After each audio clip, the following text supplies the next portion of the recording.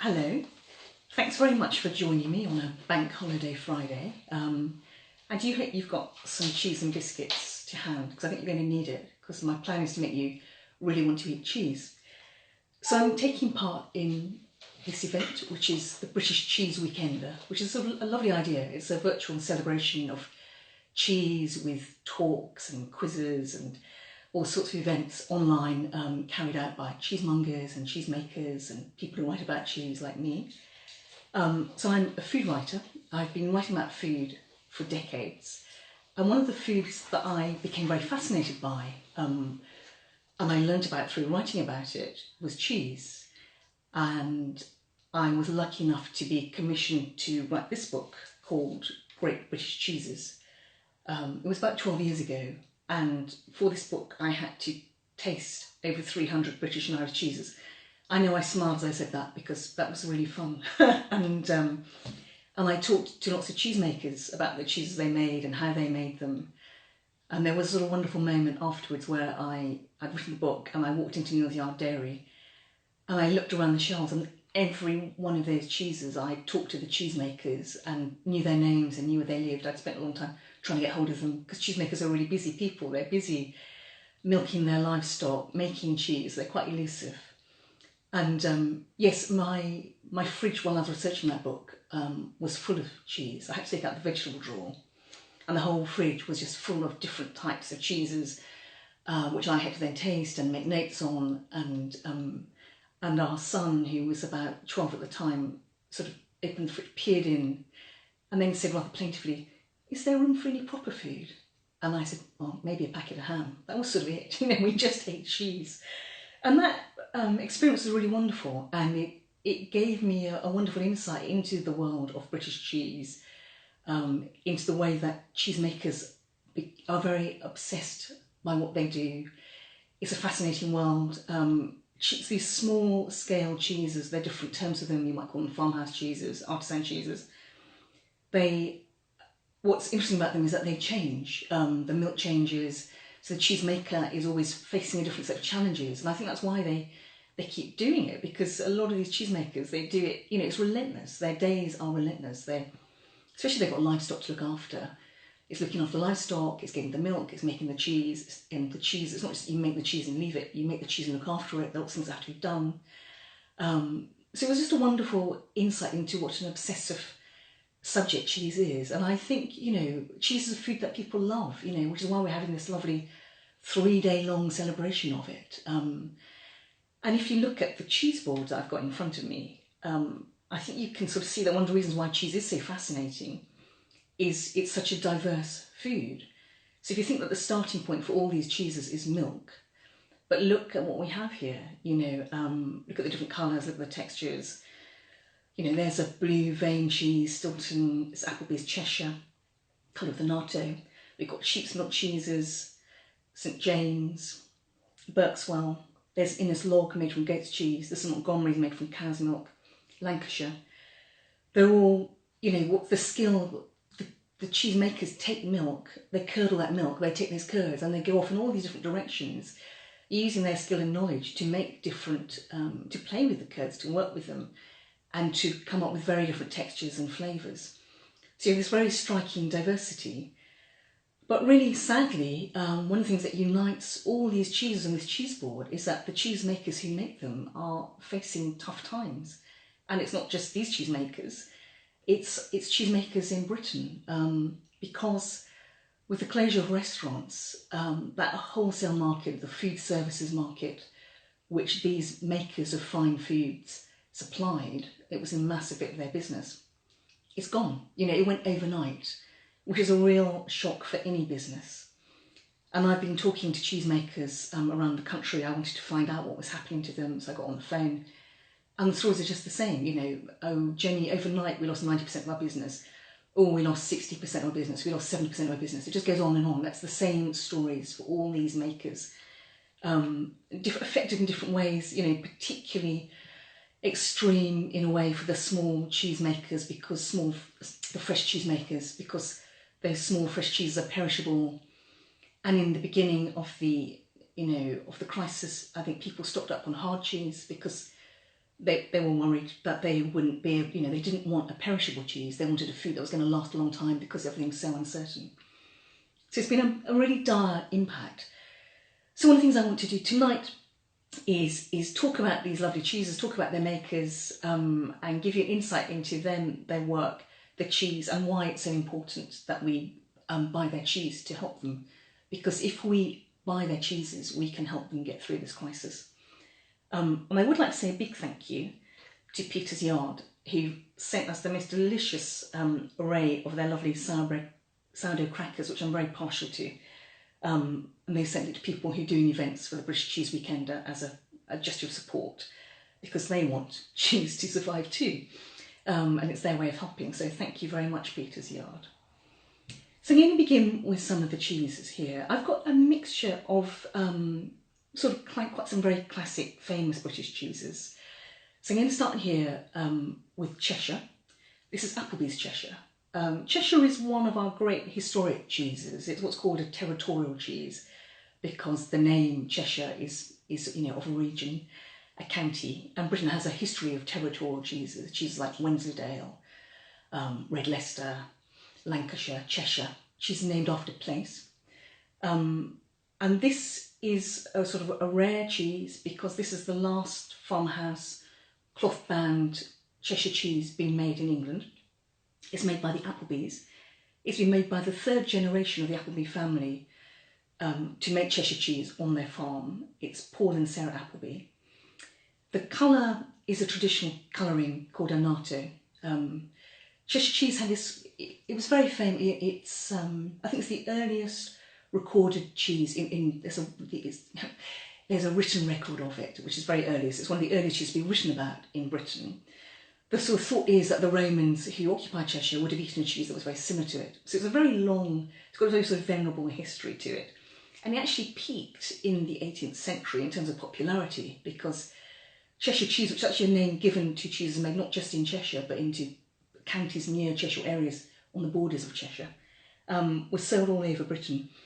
And it was bought by the Navy, by the British Navy, as part of their provisions. So it was bought in large quantities. It was a sort of drier, harder version of the cheese that I'm about to try. So it was a real best-selling cheese. But I think now it's less known, which is a shame. It's a beautiful cheese. I'm going to try a little bit, just to remind myself quite how delicious it is. So very lovely, very gentle, delicate scent actually.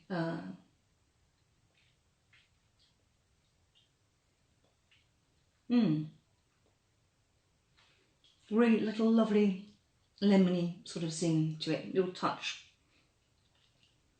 And a nice texture, like really sort of crumbly and melty. And it would be very nice cooking cheese. And one of those cheeses is like scarily dangerous to eat quite a lot of, because I think it's very gentle, but it's got a nice little finish. I mean, you just think, oh, I'll just have another little bit. It's one of those cheeses. And when I talked to Sarah on the farm about the issue, she explained to me, you know, they use their own milk, and so they look after their herd of cows, and they've had to stop making cheese because of the crisis. They've got so much cheese that they've had to stop. There's no point making cheese. They can't afford to carry on making cheese. They don't have space to store it. And she just said to me, she said, you know, that the cheese making, the whole raison d'etre of their farm and looking after this herd of cattle is to then get the milk to make the cheese with it. So when they don't make the cheese, they've just lost that sort of focal point to the hard work of being a farm. I think that's one of the points for, you know, to bear in mind, is that for farmhouse cheesemakers, the farms don't stop. You can't turn off a farm. You've got your livestock, you've got the bills that go with that, you've got the labour costs of looking after a farm, the feed bills, the fertiliser, fuel, all these issues, you know, even the cost of storing cheese. They're all the cheesemakers are having to store their cheese in cold temperatures to try and make them last a bit longer in these uncertain times. So it's very, very difficult. And I could hear this real sadness in her voice when I spoke to her. And then next to this on the board, this is a very famous cheese. This is Kirkham's Lancashire. So even before the crisis, this was a rare and endangered cheese, because Graham Kirkham is the last maker of a raw Lancashire farmhouse cheese anywhere in the world.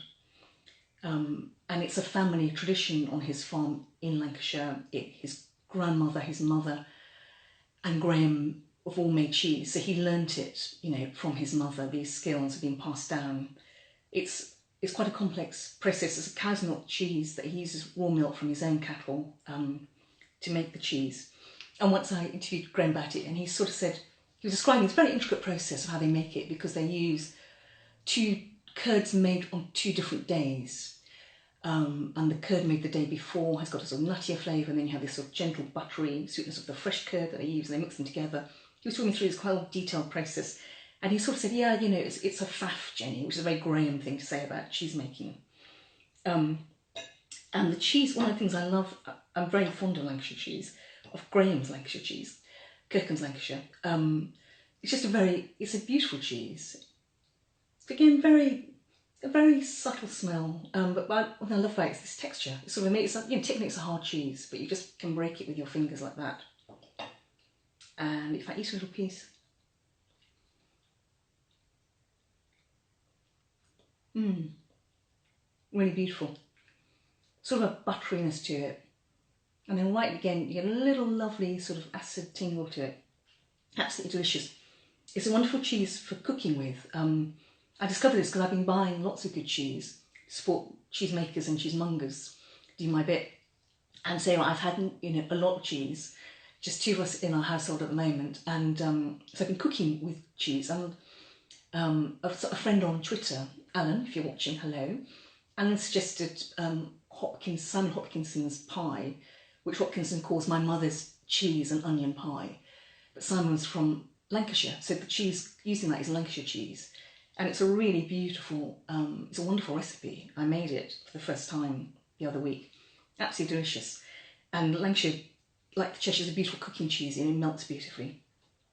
The sad thing is, you know, when I spoke to Graham, he was just he was distraught actually, because he sells most of his cheese, goes to food services.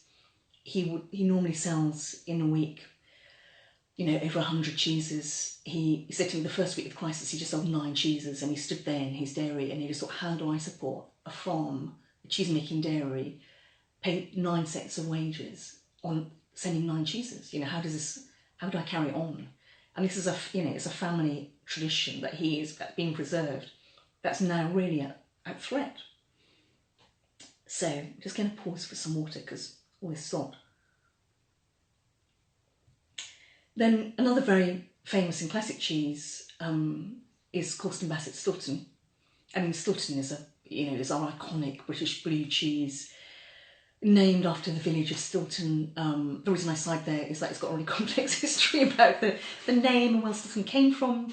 But this sort of, you know, at first people thought that there wasn't cheese made in the village of Stilton, then they think there was. It was known for having a cheese. Anyway, it's a very complex history. Like many things in food really are really complicated histories when you start actually looking into them and beyond the urban myths. But anyway, Stilton is named after the village of Stilton. There was a Bell Inn in Stilton. I think there may still be a Bell Inn in Stilton. And Stilton was it was on the coaching route, and so and travellers would buy cheese, and the fame of this cheese that was being sold there was named after the village of Stilton. That's how it got its reputation. It became known in London. It was a costly cheese, so we know it as this blue vein cheese. Stilton, Christmas for me would not be Christmas without a piece of Corsten Bassett Stilton. I'm very fond of it. And I buy it from Neal's Yard Dairy. That is significant because Corsten Bassett the Stilton they make for Neal's Yard Dairy is unique to Neal's Yard Dairy because they make it using traditional animal rennet as opposed to vegetarian rennet. I sort of love it. It's a cheese that I use. I've converted people who don't like blue cheese to blue cheese by getting them to try Corsten Bassett Stilton. So I've got a piece here. It's very moist. You know, a blue cheese is, you know, it's quite a wet cheese. You know, it's not pressed. It's got this lovely, crumbly, really sort of savoury umami. You know, the blue veining is caused by Penicillin roqueforti. The cheese is pierced to encourage that veining to develop within the cheese. And what you want is sort of a balance between the creamy paste and the blue veining. Really beautiful. A sort of nutty sweetness and then a lovely savouriness to it. And that's a slight irony flavour that the blue veining gives it. Really, really delicious. Right, and then over here we have another very iconic British cheese, which is Montgomery's cheddar. So this is made by Jamie Montgomery in Somerset on his farm, from raw milk, using his own cattle. I mean, all these farmhouse cheeses, the amount of work that goes into them is phenomenal, because, you know, they have to look after the livestock. They have to keep these animals content and fed. You know, if there's an issue, if one of the animals gets mastitis, that would affect the cheese, that would literally affect the make of the cheese.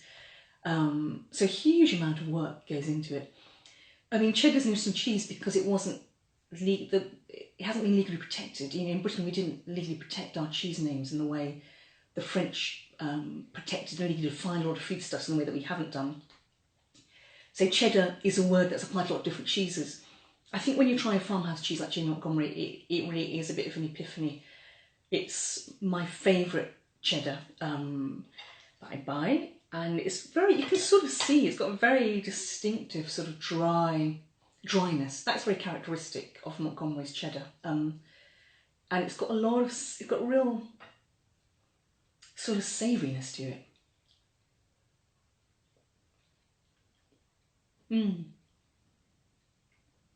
Yeah, like a remarkable amount of flavour packed into that tiny bit of cheese I've just put in my mouth. I mean, really astonishing. And that's one of the things about good cheeses, is that they give you a lot of flavour. You know, so you get a lot of flavour for your money. And that's incredibly rich, actually. You know, you don't need a great big piece of it.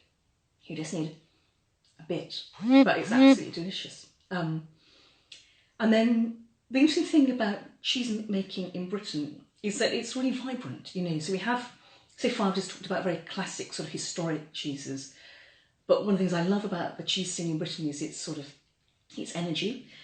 And we have some fine examples of sort of, you know, modern cheeses. This is Berkswell. So this is very interesting. This is a sheep's milk cheese made in the West Midlands, and it's sort of, you know, unusual in being a sheep's milk cheese. We don't have a lot of them nowadays. Hard cheese made by the Fletcher family at Ramhall. And it's got, the shape is very, very distinctive. And actually, if you look on their website, you'll see why. Because when they make the cheese, it's drained in and formed in colanders. So you can actually see the texture of the colander on the rind there. And I'm going to try a bit of that, which is on my other plate.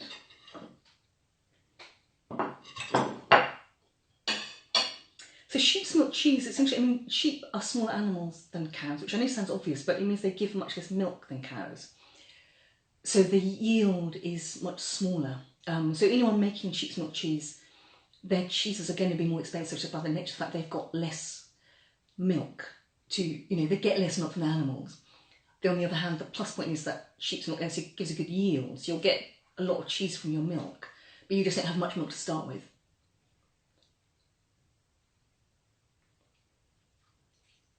So Berkswell, really lovely.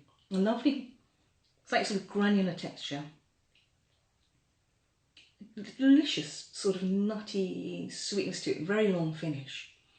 I won't linger on too long because I want to keep talking to you, but, you know, remarkable. And I was talking to Stephen Fletcher this morning.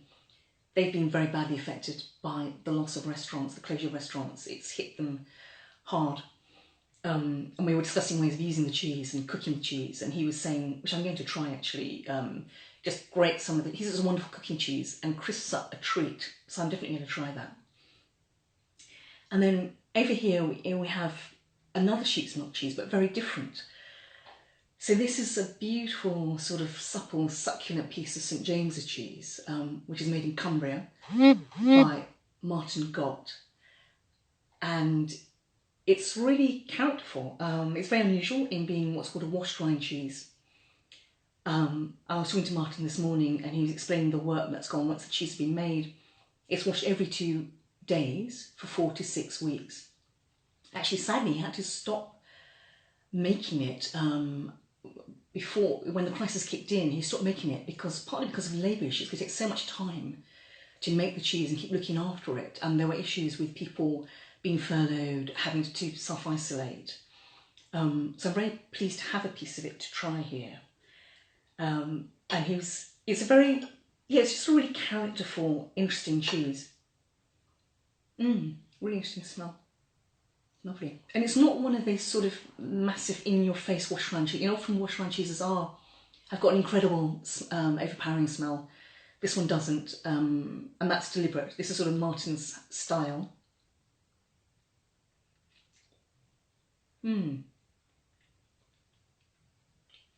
Really delicious. Gosh, really interesting. It's got like a sweetness and a saltiness and a real complexity to it, actually. Yeah, a thing of glory. I mean, quite impressive. And then over here, we have a beautiful little goat's cheese. This is called an Innis log, and it's made up in Staffordshire by Joe Bennett and his partner, Amy Lawn. It's what's called a lactic cheese. It's a fresh cheese, really beautiful. It's made very, very carefully, using what's called a whey starter. And they take the milk and they add the whey starter to it and let it, leave it overnight to sort of, to sort of allow that whey starter to sort of get active. Then they add a tiny bit of rennet and let the cheese set. And all these little specific touches are done to get the really specific results. So a huge amount of care. You know, I think we often just don't realise how much care and attention. It's so easy for us, isn't it? If we're just consumers, we just buy, we go to a shop, buy it, eat it, easy. But, you know, with no understanding of quite how much hard work has gone into the making of cheese and looking after it. And that's something that good cheesemongers, you know, like Neal's Yard Dairy, like La Fromagerie, like the Courtyard Dairy up in Yorkshire, all over the country cheeses. They go to a lot of trouble to look after their cheeses and bring the right point, so that when we, the privileged customer, get to buy it and eat it, it's absolutely delicious. So this Innis, with that, you know, really characteristic sort of lovely bright whiteness of goat cheese.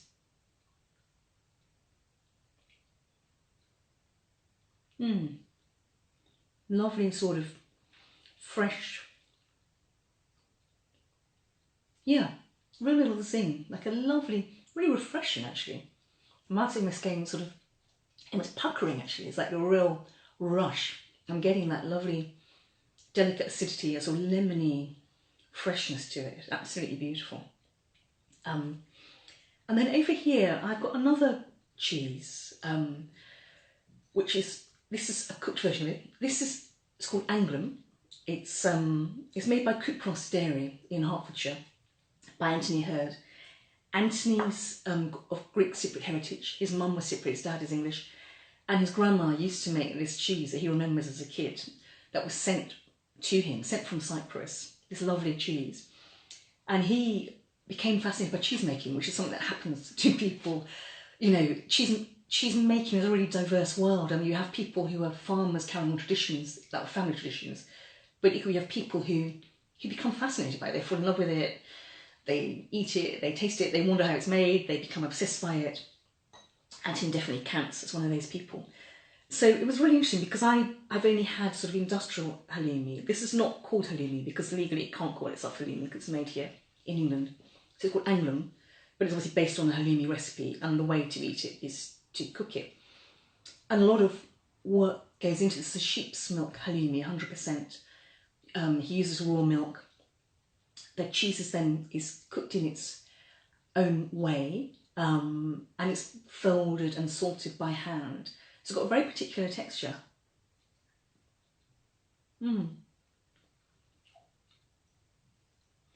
Yeah, really interesting. I noticed it when I had some for lunch, and it's the texture, especially when it's freshly fried, was absolutely glorious.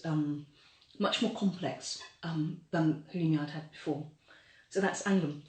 Unfortunately, Coupros Dairy, so, you know, most of their business, I think probably 90-something%, was supplying restaurants and food services. So, you know, and it's just really sad. You know, Anthony felt this is a new young cheese business. It was doing really well, getting to wonderful restaurants. We think of London's restaurant scene, how buzzing it was. You know, he was great. He was sort of on track. He'd you know, spent a lot of money. He'd invested, set up the dairy. You know, had spent a lot of time learning how to make this cheese, getting it right, finding the right milk. He said he started with supermarket milk, just terrible results. Realised that actually, you know, there's milk and milk, and he needed good milk. Tracked it down, found this milk which comes from Lancashire that he uses to make this cheese. And, you know, and he's in dire financial straits. And sadly, all the cheesemakers I spoke to don't seem to be able to tap into the government money. I mean, I think that, you know, the government is doing many things to try and help business through this crisis. Unfortunately, a lot of businesses just don't seem to qualify for various complex reasons. So they're falling between the cracks, you know. So this is my sort of point. I mean, the reason I'm sitting here doing this, I was asked to by Patrick McGuigan, because I read an article called The British Cheese Crisis, which was on my website. I interviewed cheesemongers, cheese makers around the country, because I sort of realised, you know, things were not good and I wanted to find out more. I wrote a piece and put it on my website and shared it on social media, and the response has been fantastic. It's actually, thank you very much. You know, if you're watching this and you're someone who, you know, who read my article or heard the story, not my article, just, you know, all trying to spread the word, you know, that this needs doing. You know, we need to help our cheesemakers. You know, I think hopefully you had a little insight into, through my talk, of we have this incredible history of dairy in Britain, you know, our wet climate, our lush pastures, a proud tradition of cheese making. You know, but I've been writing about, you know, food, cheese for over 25 plus years. I've watched it grow, I've watched businesses, you know, become more established, and it's absolutely heartbreaking to see it threatened by a crisis that's just come out of nowhere for these businesses. They weren't expecting it. They had great business models that worked really well in the normal world. So in this crisis world, it's, you know, it's just such a blow. And the way that we can help is to buy good, you know, buy cheese from small makers. You know, everyone, wherever you are in the country, you will have your local cheesemaker. You will have good cheesemongers. You know, and actually the point about buying from cheesemongers is that, you know, cheesemongers, farm shops, delis, all these cheeses, these fine cheeses, they take care and attention to look after.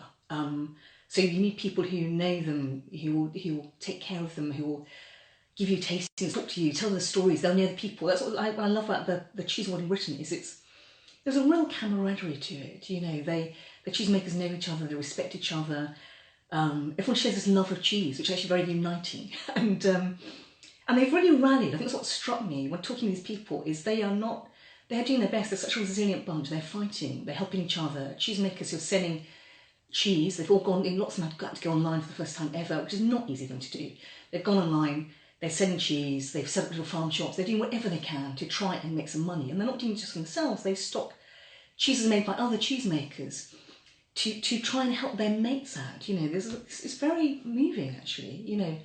So, but, you know, so I think, you know, basically my message is there's never been a more important or a better time to eat good cheese. And it's such a treat, you know, so I'm going to be tucking into this.